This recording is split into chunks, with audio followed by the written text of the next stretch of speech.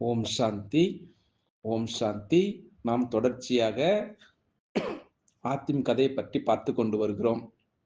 நேற்று கூட அந்த முதியவர் என்ன சொன்னாரு, உண்மையை பேசுபவன் உன்னத நிலையை அடைவான் அப்படின்ற அந்த வாசகத்தை ஏன் எழுதினார், அதுக்கு காரணத்தை பற்றி முழுமையாக நேற்று நாம் பார்த்தோம். அதனால்தான் இதை படிக்கிறவர்களுக்கு இது ஒரு எச்சரிக்கையாக இருக்கட்டும் என்பதே என்னுடைய கருத்து என்று கூறி முடித்தார் அந்த முதியவர். உண்மையால் உயர்வடைந்த அந்த உத்தமனுடைய கதையை கேட்டதும் ஆத்திம் வியந்தார். அப்போ உண்மையை பேசுவதால் வரக்கூடிய அந்த நன்மைகளை எண்ணியபடி நிற்கக்கூடிய ஆத்திமை நோக்கி, ஏய் அரபு நாட்டு வாலிபரே, என்னுடைய விருந்தாந்தத்தை நீ கேட்டறிந்தீர். உன்னுடைய அந்த சவிஸ்தாரத்தை நான் அறிய நாட்டம் கொண்டிருப்பது உமக்கு தெரியவில்லையா? உம்முடைய வரலாற்றை கொஞ்சம் தெரியுங்களா அப்படின்னு அந்த முதியவர் ஆத்திமை நோக்கி கேட்டார். அதை கேட்ட ஆத்திம் தன்னுடைய சவிஸ்தாரத்தை சுருக்கமாக சொல்லி முடித்தார். முதியவர் மனமகிழ்ந்து போய் ஆத்திமை கொஞ்ச நாள் தங்கியிருக்கும்படி, அதுக்கு பிறகு நீ போகும்படி வேண்டினார். அதற்கு ஆத்திம் தமக்கு நிறைய ஜோலி அதிகமாக இருப்பதால் இன்று சென்று பிறிதொரு நாள் நான் வருவதாக கூறி அவரிடமிருந்து பிரியா விடை பெற்றுக் கொண்டு அங்கிருந்து புறப்பட்டார். போகக்கூடிய வழியில் ஆத்திம் தன்னுடைய அருமை மனைவியான அந்த ஜெரின் போஷ் ஞாபகம் வரவே என்ன செய்தாரு, ஏமன் சென்று அவளை ஒரு முறை கண்குளிர கண்டு சிறிது நேரமாவது அவளுடன் அகமகிழ்ந்து சுகம் அனுபவித்து விட்டு செல்ல நாட்டம் கொண்டார் ஆத்திம். ஆகவே ஏமனை நோக்கி அவர் அந்த கால்கள் விரைந்தன வேக வேகமாக. இப்படியாக இரவு பகலாக நடந்து கடைசியாக ஒரு நாள் ஏமனுடைய அந்த பிரதேசத்தினுடைய எல்லை அடைந்தார் ஆத்திம். அங்கே ஒரு அழகிய அந்த தடாகத்தை கண்டு சிறிது நேரம் பொழுது போக எண்ணி என்ன செஞ்சாரு, அங்கிருந்து அந்த விருட்சத்தினுடைய கீழ் அமர்ந்தார். அப்பொழுது ஏதோ அந்த பறவைகளுடைய பேச்சு குரல் கேட்டு அண்ணாந்து பார்த்தார். அவர் அமர்ந்திருந்த அந்த மரத்தின் மேல் ஆணும் பெண்ணுமாக அந்த ஜோடி பறவைகள் அமர்ந்திருப்பதை கண்டார். அவைகள் பேசிக்கொள்வதை ஆவலுடன் உற்று கேட்டார். ஏற்கனவே தெரியலவா, அவருக்கு அந்த பட்சிகள் கூடிய பேசக்கூடிய மொழி அவருக்கு தெரியும் அப்படின்று. அதனால் அந்த பட்சிகள் பேசக்கூடிய மொழி அவருக்கு தெரியும். ஆதலால் அவைகள் என்ன பேசிக் கொள்கின்றன என்பதை அவரால் புரிந்து கொள்ள முடிந்தது. என்ன இருந்தாலும் என்னை இப்படி தனியே தவிக்க விட்டு நீ செல்லக்கூடாது. இந்த ஆண்கள் தானே இப்படித்தான் என்றது அந்த பெண் கிளி. அதற்கு அந்த ஆண் கிளி சொல்லிற்று இப்படி, போடி பைத்தியக்காரி, சதா உன்னுடனே இருந்தால் என்னுடைய வேலை யார் பார்ப்பது என்று எண்ணிக்கொண்டாய். ஆண்டவன் படைப்பிலே ஒவ்வொருவருக்கும் ஒவ்வொரு கடமை உண்டு. அந்த கடமையை தவறாமல் செய்ய வேண்டியதான் முறை. ஏன் என்னையும் அந்த முட்டாள், அதாவது கணவன் என்றா எண்ணிக்கொண்டாய் என்றது கேட்டது அந்த ஆண் கிளி. அந்த கதையை கூறுமாறு அந்த பெண் கிளி இப்படி சொன்னது.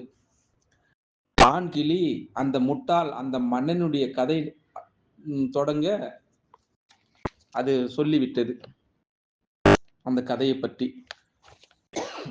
ஒரு சமயம் பாதுஷா ஒருவன் தன்னுடைய பரிவாரங்களுடன் வேட்டையாட காட்டுக்கு சென்றான். மாலை நேரம் வரும் வரை வேட்டையாடி கொண்டிருப்பதிலே காலங்கழித்த அந்த பாதுஷாவுக்கு திடீரென்று நாக்கு வறண்டு போய் தாகம் எடுத்தது. அவர் அந்த தாகத்தை தீர்த்து கொள்ளும் பொருட்டு என்ன செஞ்சாரு, அந்த நீரோடையை தேடி சென்றான். யாரு, பாதுஷா. எங்கெங்கோ சுற்றி அலைந்த பாதுஷா வழி தவறி போய் தன்னுடைய பரிவாரங்களை விட்டு பிரிந்து விட்டான். மாலை மங்கி இரவு வந்து விட்டதால் அந்த வனத்தில் உள்ள நந்தவனம் ஒன்றை அந்த அரசன் கண்டான். திரும்ப அங்கே அடைந்து விட்டாச்சு. அங்கே அழகிய தடாகம் ஒன்று இருக்க கண்டு அதன் எழிலில் சொக்கி போனான். ஆகவே அங்கேயே சிறிது நேரம் உட்கார்ந்து அதனுடைய எழிலை பருகி கொண்டிருந்தான் அந்த பாதுஷா. அப்பொழுது அவனையும் அறியாமல் அவன் கையில் இரும்பு சங்கிலி ஒன்று தட்டுப்படவே அதை பிடித்து பலமாக இழுத்தான். சிறிது நேரத்திற்கெல்லாம் ஒரு கனமான பொருள் அந்த தடாகத்தினின்றும் மேலே எழும்புவதை கண்டான். தன்னுடைய முழு பலத்தையும் பிரயோகித்து இழுக்க ஒரு பெரிய இரும்பு பெட்டி வெளிப்படுவதைக் கண்டு அதை மெல்ல கரையேற்றினான். அந்த பெட்டியுடன் ஒரு சாவியும் இணைக்கப்பட்டிருந்ததையும் பார்த்தான் அந்த பாதுஷா. அந்த சாவியை கொண்டு அந்த இரும்பு பெட்டியை திறந்தான். என்ன ஒரு ஆச்சரியம்! அந்த பெட்டியிலிருந்து எவனோ அந்த பெண் ஒருத்தி ஜெகஜோதியா எழுந்து நின்றாள். 1000 அழகிகள் ஒன்று சேர்ந்து அந்த உரு பெற்றதை போன்று அந்த பேரெழிலை அவள் பெற்றிருந்தாள். அவள் கையிலே ஒரு பழரச கோப்பையை வைத்திருந்தாள். அதை அந்த பாதுஷா முன் நீட்டி அதை பருகும்படி வேண்டினாள். அவள் அழகைக் கண்டு மயங்கி போன அந்த பாதுஷா அந்த பழரசத்தை அருந்தினான். உடனே மதிமயங்கி மெய்மறந்து போனதை போல அவன் உணர்ந்தான். அதை எதிர்பார்த்து கொண்டிருப்பதை போல பாதுஷாவை நோக்கி கொண்டிருந்த அந்த அழகி அவனை கட்டி தழுவினாள். இப்படியாக அவர்கள் இருவரும் என்ன செய்தார்கள்? ஒருவருக்கொருவர் அன்பில் மூழ்கியிருந்தார்கள். அன்று இரவு பூராவும் அந்த இன்பத்தை கழித்தார்கள். பொழுது விடிவதற்கு முன்பே அந்த பாதுஷா தன் நாட்டையும் தன்னுடைய உற்றாரையும் சரி உறவினரும் நினைத்து கொண்டவனாய் அந்த அபூர்வ அழகியிடம் சரி விடை கேட்டான்.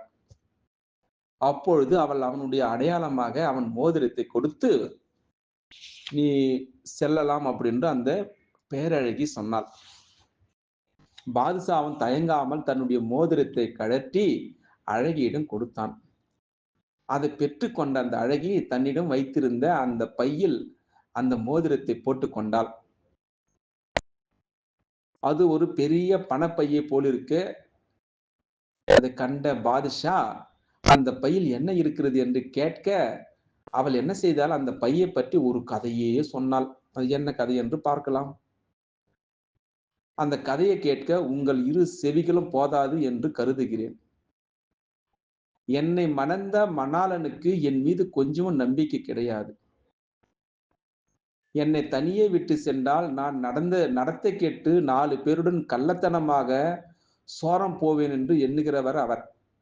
அதனால்தான் நகரிலிருந்து என்னை கூட்டி வந்து அந்த ஜன சஞ்சாரமற்ற இந்த நந்தவனத்திற்குள் சிறை வைத்திருக்கிறார்.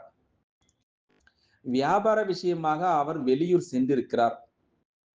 போகும்பொழுது இந்த இரும்பு பெட்டியில் என்னை அடைத்து பூட்டி விட்டு சென்று விட்டார். அவர் வியாபார விஷயமாக ஊர் சுற்றி எப்பொழுதாவது வருவார். என்னை பார்த்துவிட்டு மீண்டும் இந்த பெட்டியில் வைத்து பூட்டிவிட்டு சென்று விடுவார். இவ்வழியாக செல்லும் எத்தனையோ வழிபோக்கர்கள் நீங்கள் செய்ததை போல் இந்த பெட்டியை கண்டு என்னை வெளியேற்றுவார்கள். அவர்கள் எல்லாம் என்னுடன் கூடி இன்பம் அனுபவித்து சென்றார்கள்.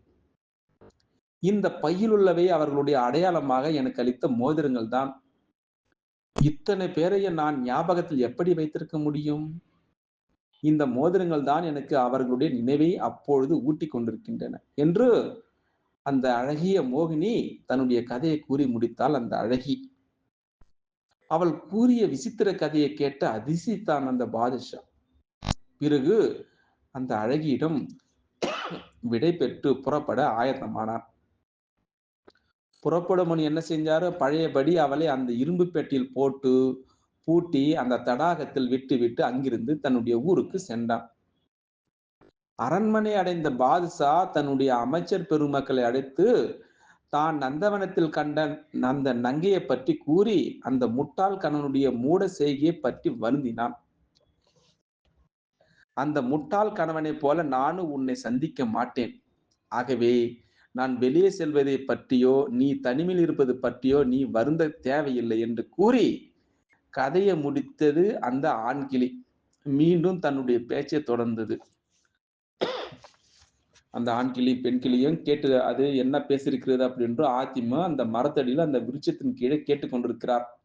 அந்த ஆண் கிளியும் பெண் கிளி என்ன பேசிக் கொண்டிருப்பதை பற்றி பார்ப்போம். அந்த ஆண் கிளி நாளைக்கு என்ன சொல்ல போகிறது, அதை கேட்டு ஆத்தியம் அதிசயப்பட போகிறாரா, என்ன நடக்க போகிறது, என்ன விபரீதம் நடக்க போகிறது அப்படி என்று நாளைக்கு நாம் பார்க்கலாமா? அச்சா. ஓம் சாந்தி. ஓம் சாந்தி, ஓம் சாந்தி. நாம் தொடர்ச்சியாக ஆத்திம் கதையை பற்றி பார்த்து கொண்டு வருகிறோம். நேற்று கூட அந்த முதியவர் என்ன சொன்னாரு, உண்மையை பேசுபவன் உன்னத நிலையை அடைவான் அப்படின்ற அந்த வாசகத்தை ஏன் எழுதினார், அதுக்கு